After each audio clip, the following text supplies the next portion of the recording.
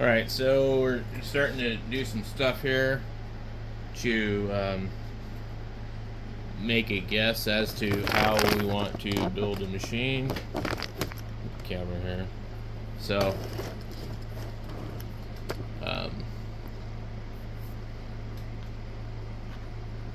so I'm gonna base it off of kind of a bulldog type of frame, and so I've never built one before, but I've made lots of things with metal. So we're going to be looking at the overall width of the frame. So you got about 15.86 millimeters, and so if we use this, we can kind of come up with what it is in inches. 0.625. So I'm not going to go too heavily off of that, but basically we just need to check the dimensions of everything. So like, how wide is it here? So it's about the same. And then we'll want to stay around this thickness, and so I can't get in here with the caliper to really measure that, but well, actually yes I can. But so what we would be doing is we'd put a piece here and then another piece welded to it, and then to drill that out and then cut it and all that good stuff.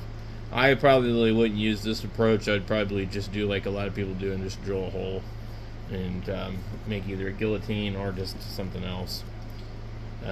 This area here is fine, but okay, so we want to see about 475,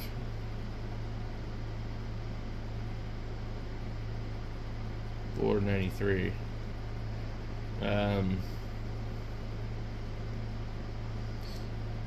There's an issue trying to get in here and measure this, but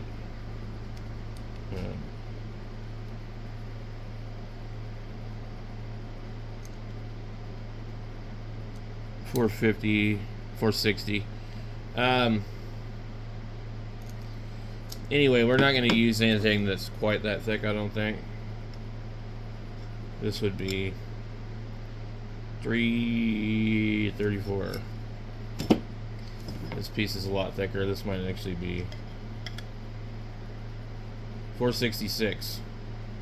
So this is actually, this piece here is probably the right gauge to match this machine.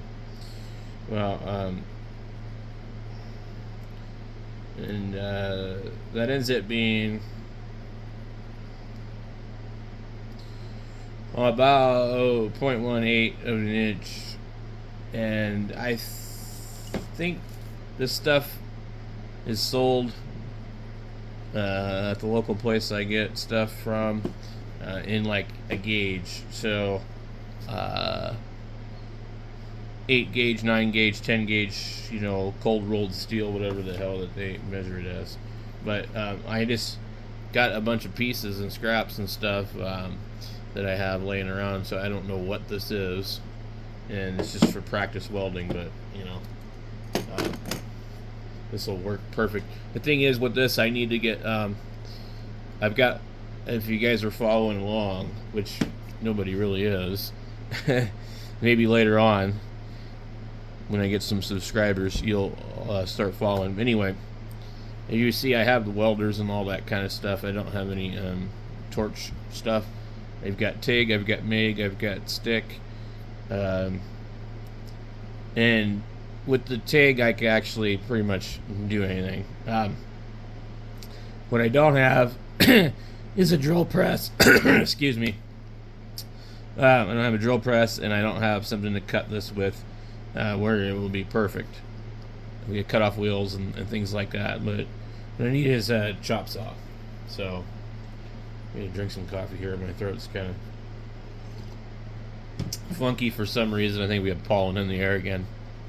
So my goal is take this, cut it to the proper dimension. If I just cut the long enough piece, what I'll actually literally do is I'll just bend it here, I'll notch it, and then I'll bend it, and then I'll weld the corner. And I'll do the same thing right here. And then I'll make my side piece out of something else, like maybe that other stock. And then hopefully I don't booger up the first one too bad. But I mean, I have, you know, machines to look at and take measurements off of, so I mean, like, I'm not just starting from scratch. So these are great machines. So and I'd rather build something than buy something. I've got enough stuff here. But yeah, this would be good stuff. I get 2 pieces of this stuff. I don't know, I always go buy more at the metal place. It's not particularly cheap, but and the guys up there are really cool. Like when I was learning to do TIG welding and stuff, I'd bring my stuff down there and they'd say, well, yeah, you need to do this, and they would give me scraps to practice on. So the problem with practicing TIG welding is you go through argon like crazy, and it's not cheap to fill your bottle. And you know, for $40 I can weld for a couple of hours, and then I got to fill it again. So, and then your consumables and all that, I mean, it's just ridiculous. So welding supply places don't sell welding rods for very cheap. It's sad when I can go get, you know, welding rods cheaper at Harbor Freight. So anyway, that's what we want to do here. And I just need to get a chop saw. I'll probably just have to buy one at Harbor Freight, and then I can stick this in the vise, and I can cut off, you know, the width that I want. And then, you know, once I got that down, because I'm not going to sit here and cut this with an angle grinder and expect it to be straight. I can if I'm really good, but see, the thing with the angle grinder, even if you had like a straight edge up against this, I mean, it's just, you know, you could get pretty close, but like, it's just going to be a pain. So maybe some kind of bandsaw too would be not a bad idea as well.